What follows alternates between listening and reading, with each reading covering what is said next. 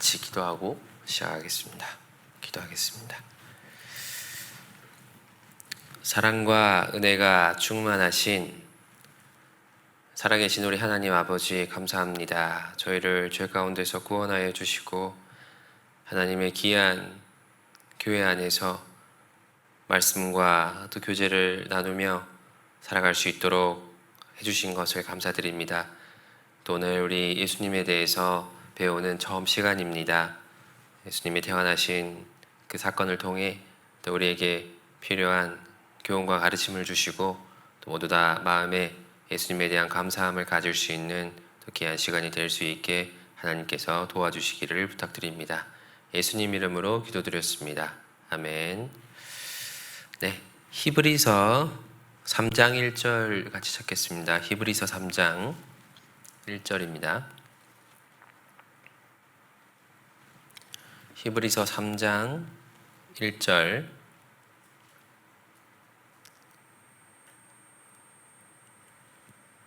한 절 같이 한번 읽어보겠습니다. 그러므로 함께 하늘의 부르심을 입은 거룩한 형제들아, 우리의 믿는 도리의 사도시며 대제사장이신 예수를 깊이 생각하라. 오늘 베들레헴에서 태어나신 예수님이라는 제목으로 함께 말씀을 배우려고 합니다. 오늘부터 몇 개월 동안 예수님에 대해서 아주 집중적으로 이렇게 좀 배울 거예요. 예수를 깊이 생각하라. 예수님을 깊이 생각했을 때 우리에게 많은 유익이 있습니다. 그래서 오늘 예수님 태어나신 사건부터 앞으로 예수님께서 우리를 위해서 하실 일을 관심 있게 보고, 또 구원이 불확실한 친구들은 확실히 구원받고, 또 구원받은 친구들은 예수님을 깊이 생각하면서 더 신앙생활을 잘할 수 있는 그런 계기가 됐으면 좋겠습니다. 오늘은 이제 예수님이 태어나신 사건에 대한 말씀을 좀 드리려고 하는데요. 누가복음 1장, 2장과 마태복음 1장, 2장에 아주 자세하게 그 내용이 나와 있습니다. 제가 잘 설명을 드려보도록 하겠습니다. 예수님의 어머니는 마리아예요. 예수님의 아버지는 요셉입니다. 그 두 사람은 나사렛이라는 동네에 살고 있었는데요. 그 두 사람이 약혼을 했어요. 그래서 이제 결혼하기로 약속을 하고 이렇게 지내고 있던 어떤 날, 그 마리아에게 한 천사가 이제 찾아옵니다. 화면이 보이시나요? 아직 안 나오죠?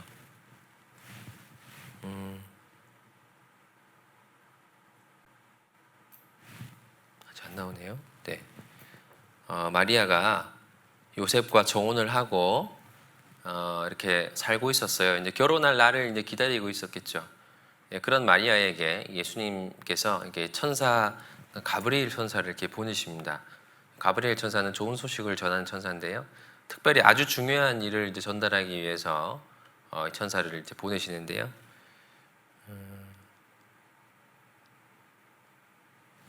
누가복음 1장을 찾아보겠습니다. 누가복음 1장.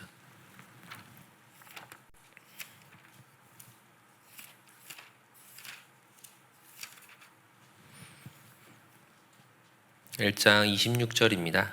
누가복음 1장 26절.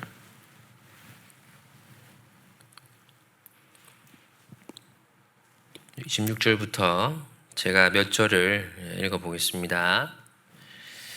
여섯째 달에 천사 가브리엘이 하나님의 보내심을 받들어 갈릴리 나사렛이란 동네에 가서 다윗의 자손 요셉이라는 사람과 정혼한 처녀에게 이르니 그 처녀의 이름은 마리아라.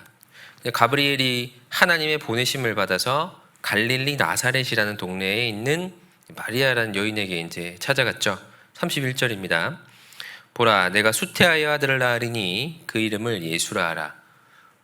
정혼만 하고 전혀 뭐 이렇게 그 이후에 만난 적이 없는데 갑자기 나타나서 야, 너 결혼할 거야. 이제 아이를 가질 거야. 이렇게 얘기를 하니까 이제 마리아가 놀란 거예요. 자, 화면을 한번 봐주세요. 자, 천사가 나타났습니다. 그래서 이렇게 얘기를 한 거예요. 자, 보라, 내가 수태하여 아들을 낳으리니 그 이름을 예수라 하라. 내가 임신을 해서 아이를 낳을 거야. 그러니까 이제 이 마리아가 깜짝 놀란 거예요. 이렇게 얘기를 했습니다. 나는 사내를 알지 못하니 어찌 이 일이 있으리까? 난 아직 요셉과 동침한 적이 없는데 어떻게 해서 아이를 낳을 수 있습니까? 그런 일이 가능한가요? 라고 이제 물었을 때요. 이제 가브리엘이 이런 얘기를 합니다. 하나님의 모든 말씀을 능치 못하심이 없느니라. 하나님은 모든 걸 할 수 있어. 사실은 중요한 거는 하나님이 할 수 있고 없고가 문제가 아니라 왜 저인가요? 이렇게 물어봐야 되는 거죠. 결혼도 안 했는데 아이를 낳았어요. 사회적으로 되게 욕먹을 수 있는 일인데 마리아는 이렇게 얘기를 해요. 주의 계집종이오니 말씀대로 내게 이루어지리이다. 하나님 뜻이라면 그렇게 하겠습니다. 제가 비록 이 일 때문에 내 남편 될 요셉이 오해를 해가지고 결혼을 못하게 되는 일이 있다 하더라도 알겠습니다. 그렇게 하겠습니다. 이제 그런 마음이었을 거예요. 근데 실제로 요셉이 보니까 배가 불러오거든요. 당황을 한 겁니다. 그래서 집에 가서 고민을 했어요. 아, 이거 어떡하나. 결혼을 못하는 거 아닌가. 저 여자가 나랑 약혼을 했지만 결혼도 안 했는데 아이가 생긴 걸 보니까 이게 사고 난 게 분명하다. 이거 어떡하지? 하고 고민하다가 잠이 들었어요. 그때 천사가 나타납니다. 그래서 이렇게 얘기를 해요. 예수 그리스도의 나심은 이러하니라. 그 모친 마리아가 요셉과 정혼하고 동거하기 전에 성령으로 잉태된 것이 나타났더니 그 남편 요셉은 의로운 사람이라 저를 드러내지 아니하고 가만히 끊고자 하여 이 일을 생각할 때에 주의 사자가 현몽하여 가로되 다윗의 자손 요셉아 내 아내 마리아 데려오기를 무서워 말라. 저에게 잉태된 자는 성령으로 된 것이라. 아들을 낳으리니 그 이름을 예수라 하라. 이는 그가 자기 백성을 저희 죄에서 구원할 자이심이라 하니라. 자, 네 아내될 마리아가 잉태된 거는 잘못해서 사고 쳐서 그러는 게 아니라 하나님께서 그렇게 하신 거니까 걱정 말고 데려오라고 이제 요셉에게 얘기를 해줬어요. 그래서 요셉도 믿음이 있는 사람이었습니다. 아, 그렇군요. 그래서 실제로 마음에 안심이 된 거예요. 둘 다 대단한 사람이에요. 그죠? 사실은 이건 기적이잖아요. 남자와 여자가 동침하지 않았는데 아이가 생겼어요. 이건 기적입니다. 재료를 넣지 않았는데 냄비 안에 음식이 생길 수 있나요? 그 기적이죠. 근데 그거를 그렇게 설명하는 걸 그대로 믿었다는 얘기는 그만큼 두 사람 다 하나님에 대한 믿음이 분명한 사람이었다는 거예요. 예수님이 어느 한 가정에는 와야 돼요. 근데 왜 하필 요셉과 마리아의 가정이었을까? 그것도 아직 결혼도 안 한. 다 이유가 있겠죠. 그만한 믿음이 되는 가정이어서 그렇습니다. 그래서 예수님은 그렇게 요셉의 집에 마리아의 태에 오셨습니다. 시간이 지나서 이렇게 점점점 아이를 낳을 기한이 다 차간 거예요. 근데 그때 어떤 일이 하나 벌어졌습니다. 화면을 보시죠. 예수님은 베들레헴에서 태어나셨거든요. 오늘 이제 공과 제목이 그렇죠. 베들레헴에서 태어나신 예수님. 예수님이 원래 살던 동네는 갈릴리 나사렛이었어요. 나사렛이라는 동네에 살고 그대로 있으면 나사렛에서 출산하고 거기서 자라시게 되는 건데 성경에 예수님께서 베들레헴에 태어나셨다고 했거든요. 근데 베들레헴 고향이 아닌데 왜 베들레헴에서 태어나셨을까? 이유가 있습니다. 그때 로마의 황제가 옥타비아누스라는 황제가 있었어요. 이 사람이 이렇게 선포를 했습니다. 로마가 다스리는 모든 지역의 사람들은 자기의 고향으로 가서 호적하라. 호적이 무슨 말이냐면요. 지파, 가문, 가족 관계 등을 등록하라. 인구조사와 동시에 세금을 거둘 수 있는 사람의 어떤 숫자와 세수를 이제 파악하기 위해서 그런 겁니다. 어쨌든 이제 그런 목적에서 로마가 다스리고 있던 많은 지역에 있는 많은 사람들에게 호적하라고 이제 명령을 한 거예요. 요셉이 갈릴리 나사렛에 살고 있었지만 사실 요셉은 유다 지파 다윗의 자손이었습니다. 다윗의 자손은 베들레헴이 고향이거든요. 왜냐하면 다윗이 베들레헴 사람입니다. 그래서 호적을 하려면 베들레헴으로 가야 돼요. 아마 이제 그 기한이 있었던 것 같아요. 그래서 이제 그 만삭의 아내를 데리고 급히 베들레헴으로 출발했습니다. 자, 갈릴리가 어디냐면 여기예요. 노란 점 생긴 거 보이시나요? 여기가 나사렛입니다. 그리고 여기서 베들레헴까지 왔으니까요. 베들레헴은 여기예요. 그래서 이렇게 내려온 겁니다. 이 거리가요 꽤 멀어요. 3일에서 4일 정도 가야 될 거리입니다. 제가 이거 지금 지도를 한번 검색을 해봤는데요. 보이시나요? 32시간 정도 걸립니다. 32시간. 거리로 하면 157km예요. 근데 만삭의 부인을 데리고 그 157km를 걸어간 겁니다. 32시간을 걸었어요. 32시간. 하루에 8시간 걸어도 4일 걸리는 거리죠. 근데 하루에 8시간 걸었을까요? 그러니까 더 오래 걸린 거예요. 그러니까 얼마나 힘들었겠어요. 그죠? 그렇게 해서 베들레헴에 갔는데요. 베들레헴에 갔더니 다윗의 자손 다 와 있는 거예요. 그러니까 호적하러 온 사람들 때문에 이제 동네가 북적북적한 겁니다. 만삭의 아내가 몸을 누일 곳이 필요한데 사관에 자리가 없는 거예요. 근데 그 당시에 집의 구조가 대충 이렇습니다. 집의 가장 아래쪽에는 이제 그 마구 이제 짐승을 키우는 곳간을 만들어요. 그리고 구유를 만들고, 그리고 그 위에 사람이 이제 삽니다. 이유가 뭐냐면 이 짐승이 있으면 좀 따뜻하잖아요. 그래서 온기를 이제 위로 올리기 위해서 그렇게 했다고 얘기를 해요. 그래서 이제 이렇게 옥상을 만들고 이렇게 살았는데, 근데 예수님이 어디서 태어나셨을까? 우리가 이제 검색해 보면 어떤 오두막에, 그다음에 이제 마구간에 이렇게 태어난 걸로 이제 주로 그림들이 그려져 있잖아요. 근데 그게 이제 실제로 이스라엘 사람들이 그 집 가장 아래쪽에서 이제 짐승을 키우기도 하지만 정말 가난한 사람들은 이 동굴에서 키우기도 한답니다. 그래서 여기가 동굴 입구인데 실제로 이런 데서 짐승을 이제 먹여요. 뒤쪽은 막혀 있으니까. 근데 이거를 이제 뒷받침할 수 있는 또 여러 가지 일들이 있습니다. 이건 이제 그냥 재미로 알아두세요. 이스라엘에 가면 베들레헴에 예수 탄생교회라는 데가 있어요. 그래서 위에 이제 위에서 보면 십자가 모양으로 생겼거든요. 그래서 이 구조입니다. 안에는 이렇게 생겼어요. 멋있게 생겼습니다. 여기 빨간색 테두리 안에 있는 곳이 예수님이 탄생했다는 동굴이 있는 곳이에요. 그래서 여기 입구가 이렇게 밑으로 계단이 나 있는데 들어가면 동굴의 모습으로 되어 있고요. 예수님이 나셨다는 장소가 여기입니다. 그래서 사람들이 이렇게 무릎 꿇고 여기서 이제 옆별, 여기 예수님 나신 장소라고 얘기하거든요. 이렇게 태어나신 장소. 그래서 여기다 이렇게 손을 대고 기도를 하고 이렇게 한대요. 그리고 예수님이 그 누이셨던 그 짐승의 밥그릇을 이제 구유라 그러거든요. 그 구유가 놓였던 장소도 이렇게 표시를 해놨습니다. 구유는 이거예요. 구유. 나무를 깎아서 이렇게 만들어 놓은 짐승의 여물통입니다. 마구간인지 나귀의 곳간인지 뭐 그건 알 수가 없지만 중요한 건 예수님이 굉장히 초라한 모습으로 태어나셨다는 거예요. 근데 이게 왜 중요하냐면 성경에 예수님께서 베들레헴에 태어나겠다고 이제 미리 예언을 하셨어요. 같이 한번 읽어볼까요? 베들레헴 에브라다야, 너는 유다 족속 중에 작을지라도 이스라엘을 다스릴 자가 내게서 내게로 나올 것이라. 그의 근본은 상고의 태초에니라. 자, 베들레헴 에브라다야. 베들레헴을 부르시면서 이스라엘을 다스릴 자가 내게서 내게로 나올 것이라 이렇게 예언하셨잖아요. 베들레헴에 태어나시기를 예언을 하신 겁니다. 근데 실제로 베들레헴에 태어나셨거든요. 그 로마의 황제가 베들레헴에 그 고향으로 가서 호적하라는 명령이 없었으면 예수님은 나사렛에서 태어나는 거예요. 근데 실제로 예수님이 베들레헴에 태어나기도 했잖아요.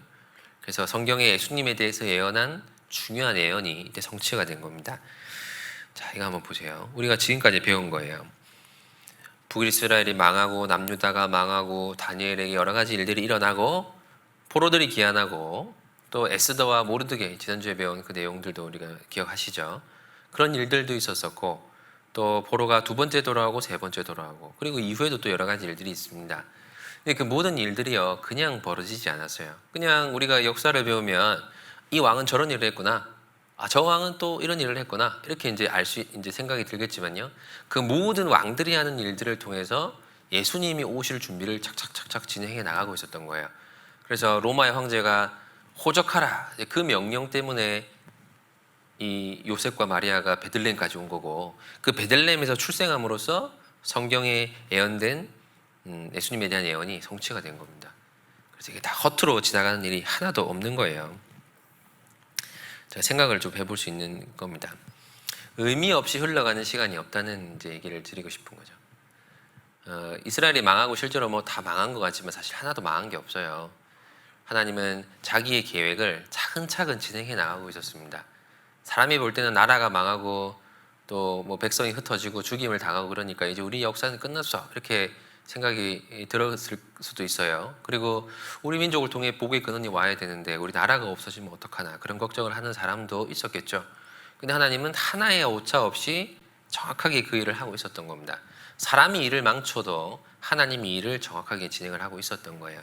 의미 없이 흘러가는 시간은 없습니다. 하나님은 모든 시간을 의미 있게 사용하셨어요. 근데 우리에게도 마찬가지예요, 여러분. 우리가 이제 교회학교 학생으로서 초등학생으로서 이렇게 교회학교 나와서 말씀 배우고 분반하고 이렇게 하잖아요. 근데 내가 여기 와서 머릿돌 가지고 공부하고 선생님하고 이렇게 분반교제 하는 게 그게 무슨 큰 의미가 있을까? 성경에는 다니엘도 나오고 뭐 다니엘 세 친구도 나오고 뭐 에스라도 나오고 대단한 사람들 많이 나오잖아요. 근데 그런 사람들 생각하면 내가 여기 와서 말씀 배우고 암송하고 뭐 머릿돌 하고 뭐 달란트 시장도 하고 뭐 이게 무슨 큰 의미가 있을까라는 생각이 들 수도 있을 것 같아요. 그래서 별로 교회 학교 오는 거 중요하게 생각 안 하고 집에서 머릿돌 착실하게 해오고 암송해 오는 거 그렇게 중요하게 생각을 안 할 수도 있을 것 같은데요. 의미 없는 시간이라는 건 없어요. 다 의미가 있습니다. 하나님은 그 시간 하나하나를 통해서 우리를 성경에서 배우는 그런 사람처럼 이렇게 만들어 나가셔요. 그래서요, 우리도 하나님이 보시는 것만큼 우리의 시간을 의미 있게 사용하려고 노력을 해야 됩니다. 초등학교 때 꼭 배워야 될 것들이 있는 거예요. 하나님이 그래서 교회 학교를 주시고 그걸 이제 가르치시는 거라고 생각합니다. 뭘 배워야 될까요? 말씀을 읽는 것, 말씀을 가까이 하는 거를 좀 습관을 들여야 됩니다. 어릴 때부터 말씀을 잘 찾을 수 있도록 훈련을 하고 또 말씀을 이렇게 쭉 머릿돌을 배우면서 성경이 이런 흐름으로 이렇게 쭉 전개가 되는구나, 그것도 알아야 돼요. 우리 교회 학교 한 초등학교 졸업할 때쯤 되면 창세기, 출애굽기, 레위기, 민수기, 신명기로 이어지는 성경의 역사를 어느 정도 압니다. 그래서 창세기에는 천지창조 얘기가 있지, 아브라함과 이삭과 야곱의 이야기가 있지, 출애굽에는 또 모세와 여호수아와 이런 사사들의 얘기가 쭉 이어지고 있지. 그런 생각들을 할 수 있게 되잖아요. 그리고 다윗도 알고 사울도 알고 솔로몬도 알고 나중에 다니엘도 알고 에스더도 알게 됩니다. 초등학교 때 그렇게 이야기 중심으로 성경을 차근차근 배워 나갈 때요, 우리가 더 다음 단계 중고등부 가서 혹은 어른이 돼서 신앙생활 할 수 있는 중요한 어떤 교육들을 지금 이제 하는 거예요. 그런 거를 그냥 지루하다고 어렵다고 그냥 지나 보낼 게 아니라 꼼꼼하게 한번 생각해보고 기억하려고 노력을 해야겠죠. 그리고 또 아주 중요한 것 중에 하나가요, 교회에 오는 습관을 이제 좀 들이는 겁니다. 교회에 오는 습관. 신앙생활이라고 하는데요, 이제 교회에 오는 게 힘들 수도 있어요. 일요일 아침에 우리가 9시까지 교회 오는 게 어려울 수 있지만 하루 이틀 하고 그만하는 거 아니잖아요. 그래서 내가 어차피 하나님 믿는 사람으로서 구원받은 사람으로서 신앙생활을 끝까지 해야겠다, 그런 마음 가지고요, 일요일 아침에 주일 아침에 교회 오는 거 가능한 즐거운 마음으로 올 수 있도록 하고, 너무 아침에 일어나기 힘들어서 날마다 갈등이 되면 토요일에 일찍 자요. 일찍 자고 아침에 일어나는데 어려움이 없도록 그렇게 해서 초등학교 때 교회 학교 오는 게 습관이 되어야 그 이후에 하는 것도 좀 더 쉬워집니다. 그런 것도 우리가 좀 익혀야 될 것들 중에 하나고요. 그리고 어릴 때부터 친구 전도하는 훈련을 해야 됩니다. 그게 익숙해져야 돼요. 그래서 저도 초등학교 때부터 교회 학교를 나왔지만 전도하기 제일 좋을 때가 초등학교 때인 것 같아요. 그래서 조금만 잘해줘도 친구들이 따라와요. 그냥, 그리고 이게 한두 명 오는 게 아니라 야, 다 같이 갈래? 그럼 와 하고 올 수 있는 그런 때가 이제 그때거든요. 그리고 초등학교 때 전도하면 부모님들이 많이 도와줄 수 있습니다. 집에 초청해서 맛있는 것도 해주시고 또 선물도 사주시고, 얘들아 다음에 있는 우리 어린이 청소년센터 한번 가볼까? 그러면 되게 우리 친구 부모님들이 얘기하면 믿고 가잖아요. 그리고 어릴 때 구원 받으면요, 그 사람의 평생이 하나님 앞에 드려져요. 훨씬 더 많은 시간을 하나님 위해 쓸 수 있습니다. 사람의 영혼이 다 동일한 의미, 가치가 있지만요, 정말 이제 건강이 안 좋아서 이렇게 살아가실 날이 얼마 안 남은 어르신이 할 수 있는 일을 하고, 이제 초등학생, 이제 앞으로 살 날이 많고 힘이 있는 초등학생이 할 수 있는 일하고는 차이가 굉장히 많겠죠. 그래서 어릴 때 구원받을수록 좋아요. 그리고 여러분 어리잖아요. 그러니까 지금 주위에 있는 친구들 전도하려고 많이 애를 써야 됩니다. 그러니까 초등학교 시절이 의미 없이 흘러가지 않아요. 하나님은 자기 일을 이루기 위해서 여러분에게 이런 시간을 주신 거고, 또 그 시간을 받은 여러분은 그 시간을 굉장히 의미 있게 쓰려고 노력을 해야 됩니다. 그래서 지금 모이지 못하는 기간 중에서도 아유 시간아 가라, 세워라 내워라 하고 있지 말고 이 인터넷으로라도 말씀 잘 들으시고요, 선생님이 전화할 때, 영상 통화할 때 잘 그 시간을 쓸 수 있도록 좀 노력을 해주셨으면 좋겠어요. 힘들어도 우리가 다시 만날 때까지 그렇게 좀 힘을 내주세요. 자, 그리고 예수님이 탄생하셨어요. 예수님이 그렇게 베들레헴에서 나셨을 때 여러 가지 일들이 막 벌어집니다. 이거 한번 보세요. 예수님의 탄생을 기뻐했던 사람들이 있어요. 뭐 제일 기뻐하시는 분은 누구였을까요? 하나님이셨겠죠. 그리고 마리아와 요셉이 되게 기뻐했을 겁니다. 근데 이런 일이 벌어져요. 광야에서 목자들이 양을 치고 있었어요. 근데 천사가 나타나서 예수님이 나셨으니까 가서 보라고 이렇게 얘기를 하던데요. 또 갑자기 천군 천사가, 더 많은 천사들이 하늘에 나타나서 막 찬송을 부릅니다.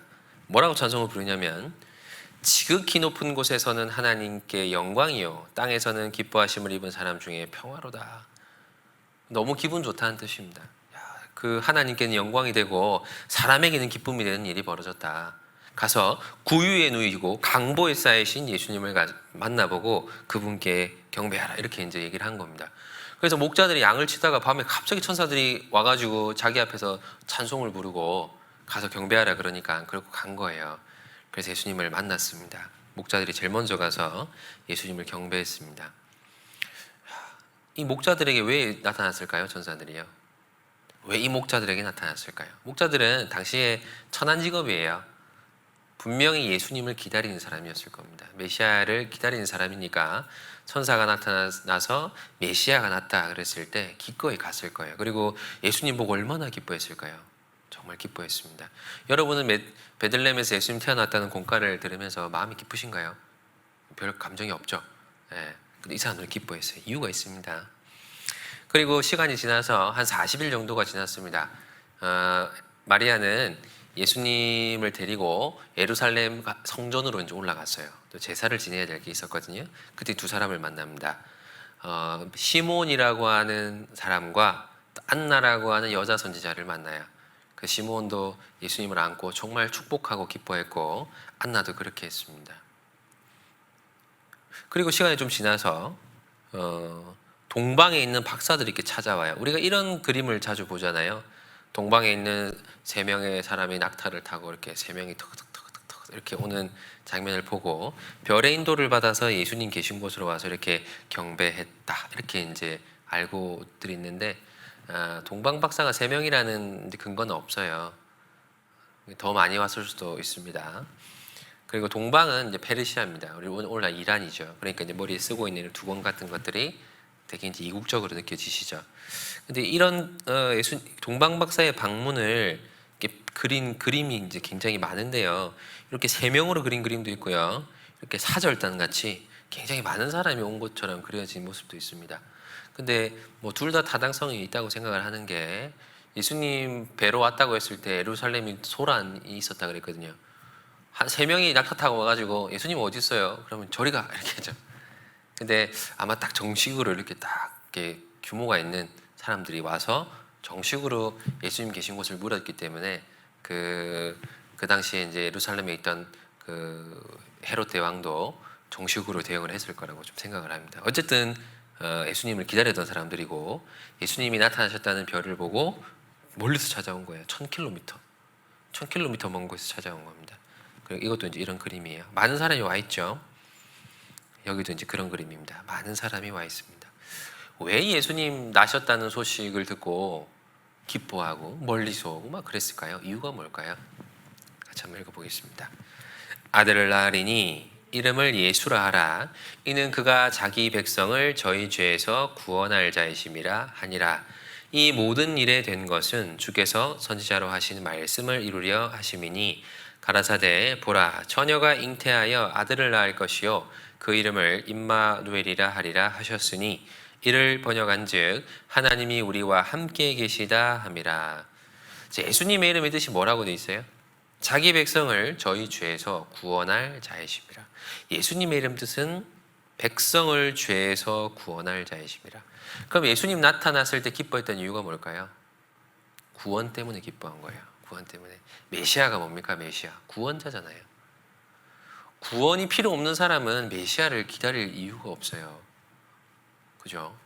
근데 왜 메시아를 기다릴까요? 구원이 필요하니까 그런 겁니다.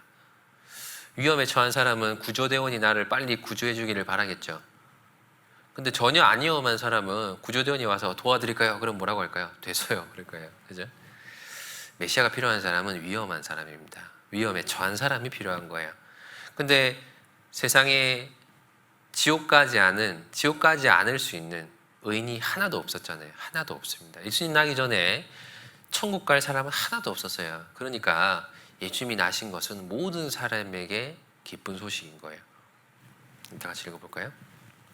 미쁘다 모든 사람이 받을 만한 이 말이여 그리스도 예수께서 죄인을 구원하시려고 세상에 임하셨다 하였도다. 죄인 중에 내가 귀했으니라. 예수님께서 죄인을 구원하시려고 세상에 임하셨다 하였도다. 죄인 중에 내가 귀했으니라. 근데 앞부분에 보면 미쁘다 모든 사람이 받을 만한 이 말이야. 그렇죠? 모든 사람. 여러분도 포함이에요. 그러니까 목자들도 기뻐하고 예루살렘에 있던 선지자들도 기뻐하고 동방의 박사들도 기뻐했어요. 너무너무 좋아했습니다. 왜요? 우리의 구원자가 왔으니까. 이제 꼼짝없이 지옥 가게 생겼는데 우리의 구원자가 오셨으니까 너무너무 기뻤던 거예요.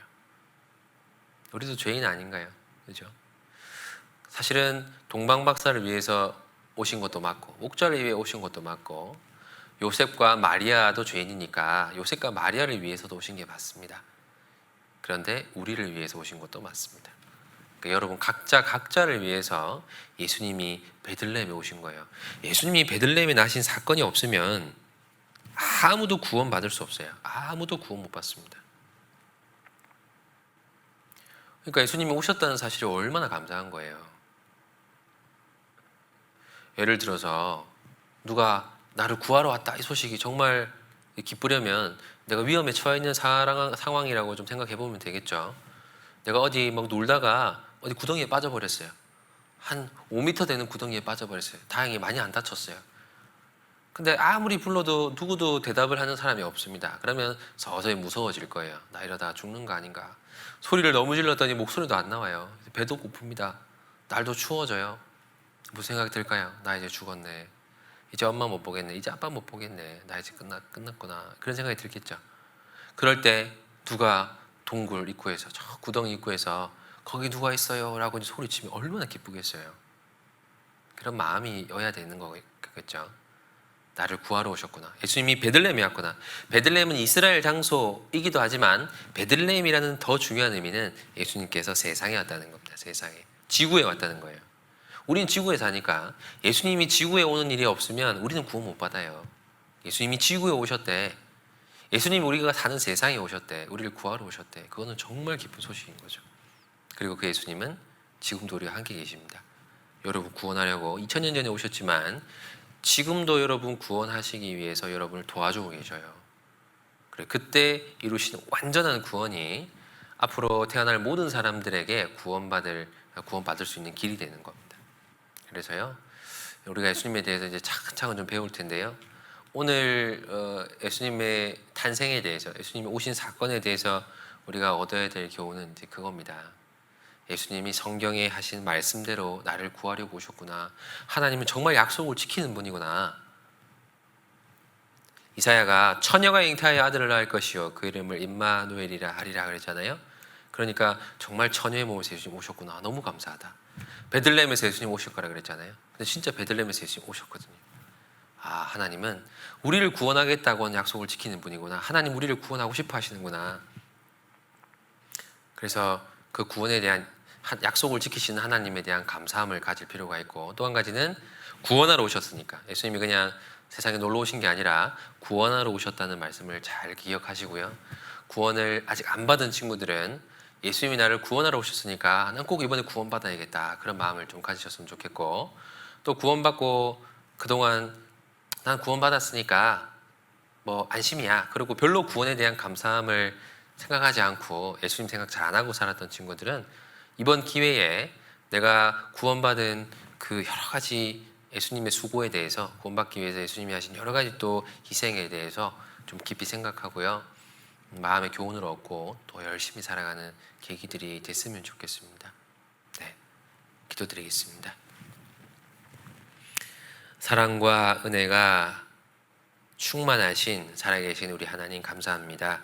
우리를 위해서 이 먼 곳까지 오셔서 구원해 주시고 또 이 한국에 사는 우리의 작은 마음에도 오셔서 한 사람 한 사람 붙잡아 주시고 또 구원하여 주신 것을 감사드립니다. 아직 구원받지 못한 친구들이 있다면 또 이번 공과 말씀을 통해서 또 자기의 구원에 대해 깊이 생각할 수 있게 도와주시고, 구원받은 친구들은 그 구원받은 그 은혜를 다시 한번 생각하고 하나님 앞에 어떻게 살아야 될지 진지하게 고민해보는 시간 될 수 있게 하나님께서 도와주시기를 부탁드립니다. 이후에 있을 분반 시간에도 하나님께서 도와주시기를 기도드립니다. 감사를 드리며 예수님의 이름으로 기도드렸습니다. 아멘. 수고하셨습니다.